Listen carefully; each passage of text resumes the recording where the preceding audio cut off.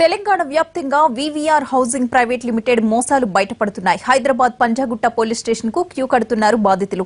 సంస్థ ఎండీ వాసుదేవరావు మీద ఫిర్యాదులు చేస్తున్నారు. శంషాబాద్, బాచుపల్లి, దుండిగల్లో జరిగిన మోసాలు ఇప్పటికే వెలుగు చూడగా తాజాగా మెదక్ జిల్లా సంగారెడ్డి మండలం చేర్యాల రైతులు కూడా పోలీసులను ఆశ్రయించారు. నమ్మించి నట్టేట ముంచేశారంటున్న వాసుదేవరావు బాధితులతో మా ప్రతినిధి Kamal face to face.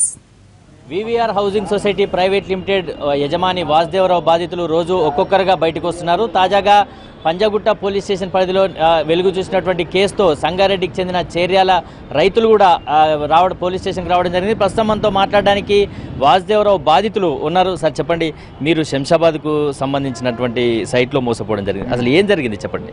Shamshabad ఎయిర్పోర్ట్లో ఇప్పుడు 2008లో మేము తీస్తామండి ప్లాట్లు. అప్పటి నుంచి ఇంత డెవలప్మెంట్ ఏం లేదు. ప్లస్ ఇంకోటి ఏంటంటే రాళ్ళు సరి లేవు. ప్లస్ ఇంకోటి ఏంటంటే ఇప్పుడు కొంతమంది రైతులు మాకు ఫుల్ పేమెంట్ అవ్వలేదు ఇట్లాగా చెప్పేసి వచ్చి పొలాలు దున్నుకోవడం జరిగిందన్నమాట. దీని గురించి మేము ఆల్రెడీ 3 సంవత్సరాల నుంచి పోరాడుతాం. వాళ్ళ ఆఫీస్కి తిరగడం కానీ, వాళ్ళ ఆఫీస్లో మేము మీటింగ్ పెట్టుకోవడం కానీ ఇదని జరిగింది. వాసుదేవరావు అప్పుడు కూడా ముందుకు రాలేదు. వాళ్ళ మేనేజర్లు ఇదిగోండి 1 నెల 2 నెలలు ఇట్లా చెప్పేసి అని కాలయాపన చేస్తున్నారు, కానీ దాని మీద చర్యలు తీసుకోవడం ఏం జరగలేదు అన్నమాట. అందుకని చివరికి మేము పోలీస్ కంప్లైంట్ రావాల్సి వచ్చింది. పోలీస్ కంప్లైంట్ ఇచ్చిన తర్వాత ఇప్పుడు పోలీసు వాళ్ళు కొద్దిగా ఒక అడుగు ముందుకు వేసి వాళ్ళని అరెస్ట్ చేయడం జరిగింది.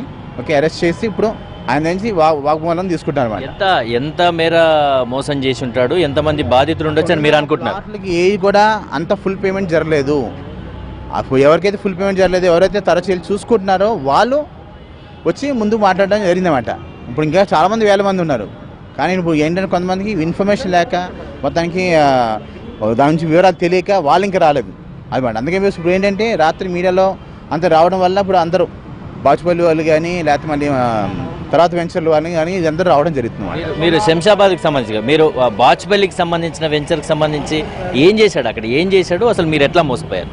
బాచుపల్లి ప్యారడైజ్ మన నాల్తూరు దగ్గర ఉందండి, జిన్నారా మండలము. సో అక్కడ ఒక 200 స్టార్టింగ్లో ప్యారడైజ్ 1, 2 అని చెప్పేసి క్రియేట్ చేశారు.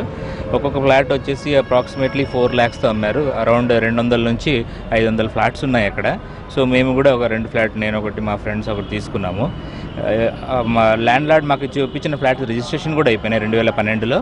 వాళ్ళు వచ్చేసి ల్యాండ్ లార్డ్స్ మాకు డబ్బులు ఇవ్వలేదని చెప్పేసి దాన్ని దున్నుకోవడం జరుగుతూ ఉంది. మేము ఏమంటే ఇట్లా రిజిస్ట్రేషన్ అయిపోయినాయి కదా, వచ్చి విడిపించండి అని అడిగితే ఆఫీస్లో అంటే అడిగితే ఈ 2 నెలలు విడిపిస్తాను, 3 నెలలు విడిపిస్తానని కాలయాపలు చేసినట్టు తప్ప ఇంకేం చేయలేదు. ఇప్పటికి 4 years అయింది.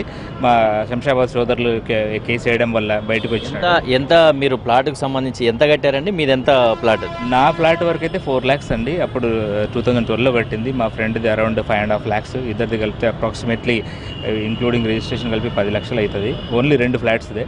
అలా ఒక 500 ఫ్లాట్స్ దాకా ఉన్నాయి అక్కడ. సో అందరూ ఇదే పరిస్థితి. కొంతమందికి ఇన్ఫర్మేషన్ తెలియక ఎవరు ముందుకు రావట్లే.